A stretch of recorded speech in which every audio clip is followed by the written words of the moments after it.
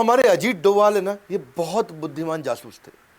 इसकी कहानी को जरा समझते हैं, पहले बैकग्राउंड देखते हैं। इंडिया में पोखरण का टेस्ट कर दिया इंदिरा गांधी ने, जैसे बाद में आगे हमारे प्रधानमंत्री वाजपेयी ने किया था। न्यूक्लियर का टेस्ट अपना हो गया, यहां पे सफल हुआ। पाकिस्तान को लगनी थी मिर्ची, उनको तकलीफ होनी थी, उन्होंने अपनी तैयारी करनी थी। तो वहां जो डॉक्टर AQ खान उनके साइंटिस्ट थे, उन्होंने चाइना और फ्रांस से मदद ली कि हम भी अपना करें भाई, हम भी अपने न्यूक्लियर वेपन बनाएंगे। फ्रांस को समझ आ गया ये टेक्नोलॉजी के लिए नहीं, वेपन के लिए कर रहा, तो फ्रांस हो गया बाहर। चाइना मदद कर रहा था, लेकिन ये डॉक्टर AQ खान की तैयारी पूरी नहीं हुई, तो ये नॉर्थ कोरिया निकल गए। साइंटिस्ट थे ये, नॉर्थ कोरिया गए। नॉर्थ कोरिया अपने किम जोंग यूंग के पिता उस समय, वो भी अपने न्यूक्लियर के चक्कर में पड़े थे। तो दुनिया ने देखा क्या चक्कर है भाई, ये क्यों गया नॉर्थ कोरिया, ये क्यों तैयारी करके आया। सबको लगने लगा इधर जो है मैडम इंदिरा गांधी ने और रॉ और IB का गठन कर दिया और अपनी बढ़िया टीम बना दी कि मैं यहां से लोगों को भेजती हूं चाइना और पाकिस्तान, मेरे अपने स्पाई और मेरा अपना नेटवर्क होना चाहिए जो राइट खबर दे सकें। इधर से अजीत डोभाल को सिलेक्ट किया गया कि अजीत डोभाल एक काम करो, अब तुम मेरे को डायरेक्ट रिपोर्ट कर रहे हो, मैं हूं प्रधानमंत्री और तुमको जाना है, इस समय तुम IB को यहां से लीड करोगे, नेटवर्क बनाओ पाकिस्तान में। काहोटा नाम की जगह थी, रावलपिंडी के पास में, जहां पे इनका एक खान रिसर्च सेंटर था, जहां पे इसकी तैयारी चल रही थी। इसकी खबर तो लगी, लेकिन ढूंढना मुश्किल हो रहा था। अब ये अंडर कवर एजेंट वहां पहुंच गए पाकिस्तान के अंदर, वहां ढूंढने का खूब प्रयास किया, कुछ मिले नहीं वहां पे। ये काहोटा में भिखारी बन के घूम रहे थे और अपनी पूरी तैयारी कर रहे थे। इधर इंडिया के अंदर उथल पुथल हुई, इंदिरा गांधी इलेक्शन लूज कर गई क्योंकि अपना इमरजेंसी हुआ था। और यहां कौन आ गए, मोरारजी देसाई आ गए।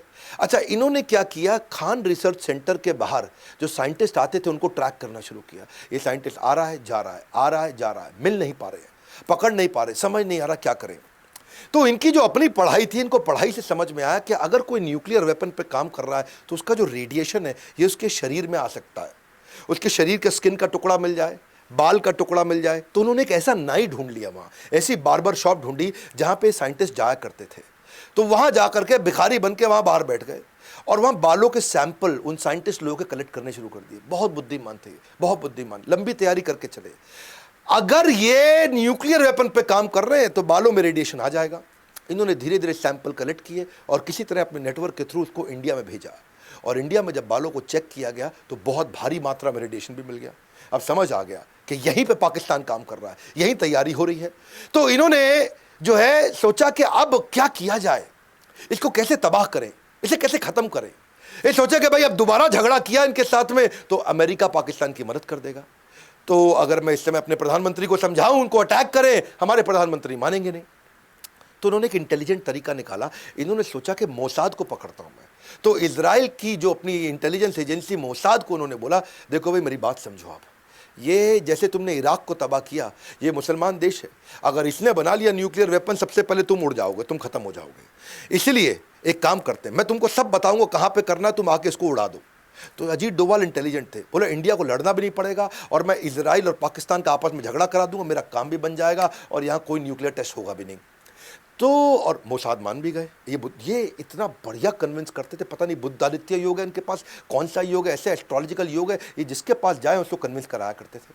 और कन्विंस कर दिया, इजराइल तैयार हो गया। इजराइल ने बोला एक काम करो भैया, हम कहीं इराक के ऊपर से उड़ा करके, ये जो मिडिल ईस्ट कंट्री है यहां से तुम जहाज ला नहीं सकते, पूरी तरफ दूसरी तरफ से घुमा के लाना पड़ेगा। रीफ्यूलिंग के लिए तुम हमारी मदद करो, गुजरात में रीफ्यूलिंग कर लेंगे, अपना बेस दे देना, वहां से जाएंगे, इनको उड़ा देंगे पाकिस्तान में, पूरा खत्म कर देंगे इनका खान रिसर्च सेंटर, कुछ नहीं होगा न्यूक्लियर टेस्ट। तो ये बोले ठीक है।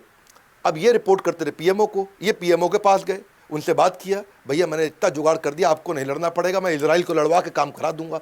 PMO ने बोला, अब जो थे ये गांधी विचारधारा के थे, हाँ यहां गड़बड़ हो गया। यहां मोरारजी देसाई ने सोचा कि ये तो इंदिरा गांधी का प्लान था भैया, ऐसा ना हो इंदिरा गांधी की वाह वाह हो जाए।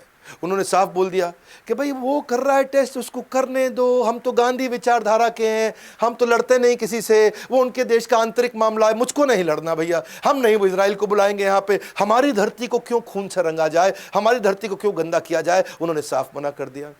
अब वहाँ मना कर दिया तो ये बड़े परेशान हो गए, क्या करें, इतना मुश्किल से बाल वाल निकाल के सब जुगाड़ करके इजराइल को समझा के कराया, लेकिन मानने लेते। कल की सुरक्षा के लिए सबसे अच्छी तैयारी रहे, विनम्रता से ही सही मगर कोशिश जारी रहे। इन्होंने कोशिश करते रहे। इन्होंने देखा एक साइंटिस्ट को पकड़ लिया, उसका एक्स्ट्रा मैरिटल अफेयर निकाल दिया और वहाँ लड़की को भी पकड़ा, इनको भी पकड़ा और साइंटिस्ट को जाके बोला इधर आ, मैं तेरी सारी खबर लीक कर दूंगा और तुझको बर्बाद कर दूंगा मैं। मेरी बात सुन, मुझको ब्लूप्रिंट दे दे अंदर का, बस इतना कर दे। वो साइंटिस्ट घबरा गया, वो बोला ठीक है पूरा ब्लूप्रिंट सब कुछ दे दूंगा, पर $10,000 दे दे मुझे, ताकि मैं यहाँ से बाहर निकल जाऊँ, मेरी ज़िंदगी भी तो सेट कर लो ना, मैं यहाँ से निकल जा, तो पूरा ब्लूप्रिंट दे दूंगा, तो इंडिया को दे दियो। इसने कहा ठीक है, $10,000 तो कुछ नहीं है।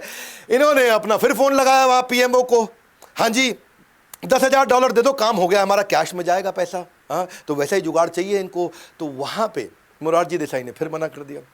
मोरारजी देसाई बोले ऐसे थोड़ी होता है, हमारे पास तो बजट भी नहीं है जी, हमारे पास पैसा भी नहीं है, और हम क्यों ये सब काम करें। जो पाकिस्तान को करना है वो अपनी धरती पे कर रहा है, हम अपनी धरती पे कर रहे हैं, वो उनका आंतरिक मामला है। मोरारजी देसाई ने फिर से मना कर दिया। अब यहाँ पर परेशान हो गए। अच्छा, इधर हमारे रॉ के चीफ अरविंद काऊ परेशान हो गए। वो बोले मोरारजी देसाई जी ये क्या तरीका हुआ, हम लोगों ने अपने स्पाई नेटवर्क को जान खतरे में डाल के इंफॉर्मेशन ला रहे हैं। सोचो सर, आपको ब्लूप्रिंट मिल गया तो आप क्या क्या कर सकते हो, आपको सब पता चल जाएगा उनके बारे में। इन्होंने मना किया, उसने रिजाइन कर दिया। अच्छा, अरविंद काऊ ने यहाँ रिजाइन किया, लेकिन वो वहाँ हार नहीं माने। अजीत डोवाल फिर भी वहाँ लगे रहे। अजीत डोवाल ने वहाँ और तैयारियां करी कि मैं कैसे इसको नेस्ते नाबूद करूं, कैसे इसको ख़त्म करूं कैसे। पर इतने में क्या हुआ, इनके जो यहाँ पे नए राष्ट्रपति यानी कि अभी आर्मी के थे, वो आकर के पूरे डिक्टेटर जिया उल हक, उन्होंने कंट्री को, पाकिस्तान को अपने कंट्रोल में ले लिया। लेकिन वो चाहते थे आजू बाजू के देशों से रिश्ता ठीक बना रहे, थोड़े धार्मिक थे, सबसे प्रेम से बात किया करते थे। कभी श्रीलंका के प्राइम मिनिस्टर को फ़ोन करें, कभी बांग्लादेश में करें, कभी फ़ोन करें नेपाल में, तो इंडिया में फ़ोन लगाए कभी कभी। अच्छा, यहाँ पे जब मोरारजी देसाई से बात किया, मोरारजी देसाई अपने शाम को अपनी अलग आनंद में जीवन जी रहे थे, और वहाँ मोरारजी देसाई फ़ोन पे बात करते वक्त उन्होंने इनको बोल दिया, तुम क्या समझ रहे हो जिया उल हक, हमने कच्ची गोलियाँ नहीं खेली, हमें सब पता है तुम कहोटा में क्या कर रहे हो। और वहाँ जिया उल हक परेशान, वो कहा ये क्या हो गया, इसको कैसे पता, तुम क्या न्यूक्लियर वेपन बना रहे हो, तुम्हारे कितने साइंटिस्ट हैं, वहाँ क्या क्या तैयारी करी, तुम्हारे खान रिसर्च सेंटर में क्या हो रहा है। हम कच्ची गोलियाँ नहीं खेलें जिया उल हक, हमारा भी नेटवर्क है तुम्हारे यहाँ पे, हाँ जरा कंट्रोल में रहो जिया उल हक। जिया उल हक परेशान। ये हमारे देश के या दुनिया के किसी भी देश के प्रधानमंत्री के द्वारा की गई लगभग सबसे बड़ी गलती थी। और यहाँ जिया उल हक ने क्या किया, ये बहुत गुस्से में आ गए, वापस आए। सोचो, इतना कॉन्फिडेंशियल प्रोग्राम किसी को नहीं पता दुनिया में हम कर रहे हैं, और यहाँ इनके प्रधानमंत्री को पता है।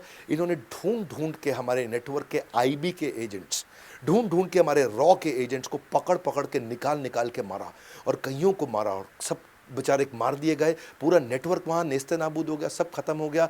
और लेकिन अजीत डोवाल चुपचाप वहाँ से निकल के भाग आए, वो इंडिया आ गए। इतना तो तबाह इनको कर दिया था कि उन्होंने इनका न्यूक्लियर टेस्ट 15 साल डिले करा दिया। अमृतसर स्वर्ण मंदिर की कहानी है अगली, जिसमें रिक्शा वाला बन के इन्होंने आतंकवादियों को खत्म कराया। लेकिन उससे पहले समझो कि जासूस की जिंदगी होती कैसे है। ये एक्सट्रीम लोनलीनेस की जिंदगी है, ये अकेलेपन की है, हाई रिस्क की है। पत्नी को नहीं पता तू है कहाँ पे, किसी को नहीं पता। और अगर सब ठीक चल रहा हो ना, जीत रहे हो, तो कॉन्फिडेंस बना रहता है। लेकिन भाई साहब, जब बिल्कुल अकेले पड़